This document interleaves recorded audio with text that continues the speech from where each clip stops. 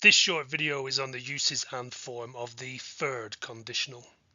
The key thing to remember about the third conditional is that it imagines an unreal past that in reality did not actually happen. Let's go over some common uses of the third conditional. We primarily use it to hypothesize about how an outcome could have been different. As such, it's often used to express regrets or to criticize actions and decisions in the past. So let's take a few moments to consider structure. The third conditional uses the past perfect in the if clause to establish an unreal past condition. Remember, this did not happen.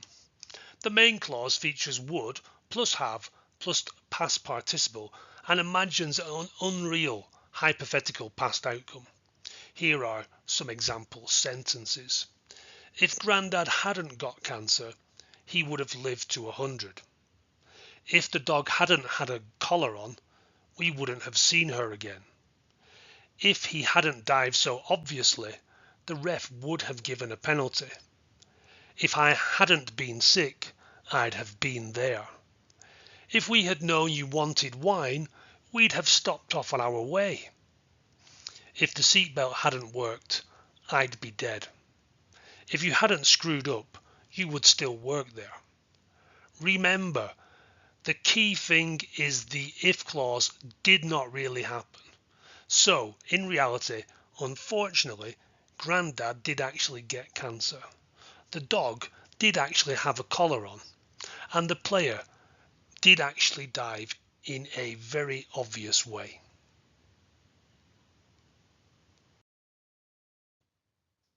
Look at the below examples and identify which doesn't use the third conditional. Leave your answer in the comments A, B or C.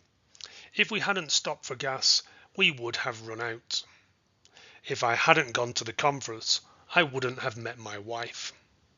If you leave now, you will miss the fireworks.